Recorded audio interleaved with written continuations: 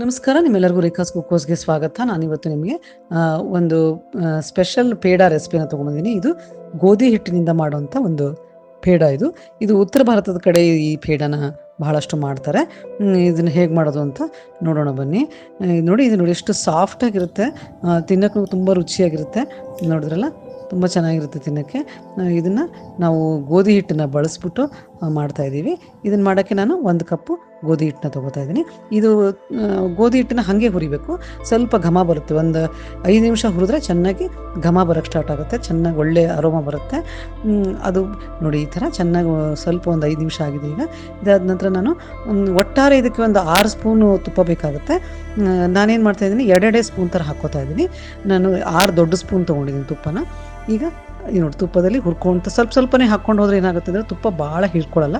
ನೀವು ಒಂದೇ ಸರಿಗೆ ತುಪ್ಪ ಹಾಕ್ಬಿಟ್ರೆ ಭಾಳ ತುಪ್ಪನ ಹಿಡ್ಕೊಳ್ಳುತ್ತೆ.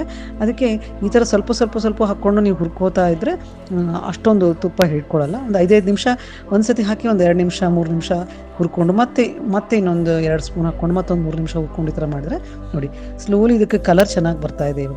ಇವಾಗ ನಾನು ಮುಗಿಸಿದ್ದೀನಿ. ಎಲ್ಲ 6 ಸ್ಪೂನ್ ತುಪ್ಪನೂ ಹಾಕಿದ್ದೀನಿ.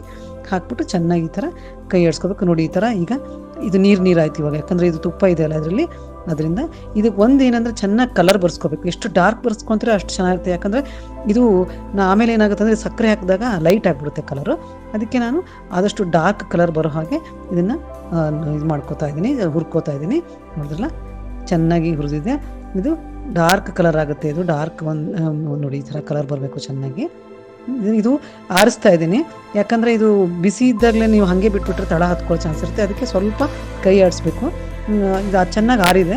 ಪೂರ್ತಿ ಆರಿದ ಮೇಲೇ ನಾವು ಮಿಲ್ಕ್ ಪೌಡ್ರ್ ಹಾಕಬೇಕು. ಇದು ಒಂದು 5 ದೊಡ್ಡ ಸ್ಪೂನ್ ಹಾಕ್ತೇವೆ ಮಿಲ್ಕ್ ಪೌಡ್ರು. 5ರಿಂದ 6 ಸ್ಪೂನ್ ಹಾಕ್ಕೋಬೋದು. ಈಗ ಇದಕ್ಕೆ ಜಾಜಿಕಾಯಿ ಅಂತಾರಲ್ಲ, ಅದು ಪುಡಿ ಹಾಕ್ತಾ ಇದ್ದೀನಿ, ಒಂದು 1/4 ಸ್ಪೂನ್ನಷ್ಟು.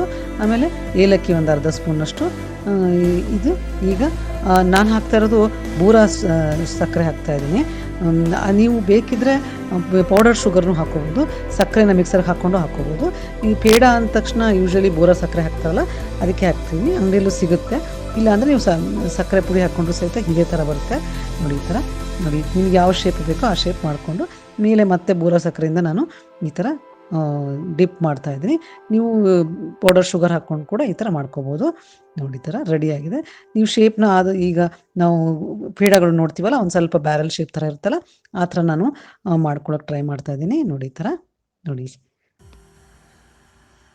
ಈ ಥರ ಮಾಡ್ಕೊಂಡ ನಂತರ ನಾನು ಇದನ್ನು ಈ ಥರ ಸಕ್ಕರೆ ಒಳಗೆ ಉದುರಿಸ್ಕೋಬೇಕು. ಸಕ್ಕರೆ ಡಿಪ್ ಮಾಡಿಕೊಂಡ್ರೆ ಟೇಸ್ಟಿಯಾಗಿರುತ್ತೆ. ನಮ್ಮ ಕಡೆ ಎಲ್ಲ ನಾವು ಈ ಕಡೆ ಸೈಡೆಲ್ಲ ಏನು ಮಾಡ್ತೀವಿ ಅಂತಂದರೆ ಬೆಲ್ಲ ಹಾಕ್ಬಿಟ್ಟು ಮಾಡ್ತೀವಿ. ಇದನ್ನು ರಾಮದೇವರ ಪ್ರಸಾದ ಅಂತ ಮಾಡ್ತೀವಿ. ಬೆಲ್ಲ ಹಾಕ್ಬಿಟ್ಟು ಇದು ಗೋಧಿ ಹಿಟ್ಟನ್ನ ಹಾಕಿ ಉಂಡೆ ಥರ ಮಾಡ್ಕೊಂಡು ತಿಂತೀವಿ. ಅವರು ಆ ಕಡೆ ಸೈಡ್, ಇದು ಉತ್ತರ ಭಾರತದ್ದು, ಆ ಕಡೆ ಸೈಡ್ ಇದನ್ನು ಶುಗರ್ ಹಾಕ್ಬಿಟ್ಟು ಪೇಡ ಥರ ಮಾಡ್ತಾರೆ. ಇದನ್ನು ನೋಡಿ, ಇದು ಎಷ್ಟು ಸಾಫ್ಟಾಗಿರುತ್ತೆ, ಆಮೇಲೆ ತುಂಬ ರುಚಿಯಾಗಿರುತ್ತೆ. ಇದು ಒಂದು ಡಿಫ್ರೆಂಟ್ ಆಗಿರುತ್ತೆ. ಒಂದು ಸತಿ ಮಾಡ್ಕೊಂಡು ನೋಡಿ. ನನ್ನ ಚಾನಲ್ಗೆ ಸಬ್ಸ್ಕ್ರೈಬ್ ಮಾಡ್ಕೊಂಡಿಲ್ಲ ಅಂದರೆ ಮಾಡ್ಕೊಳ್ಳಿ. ಈ ಥರ ರೆಸಿಪಿಗಳನ್ನ ತೊಗೊಂಡು ಬರ್ತೀನಿ. ತುಂಬ ಧನ್ಯವಾದಗಳು. Thank you very much.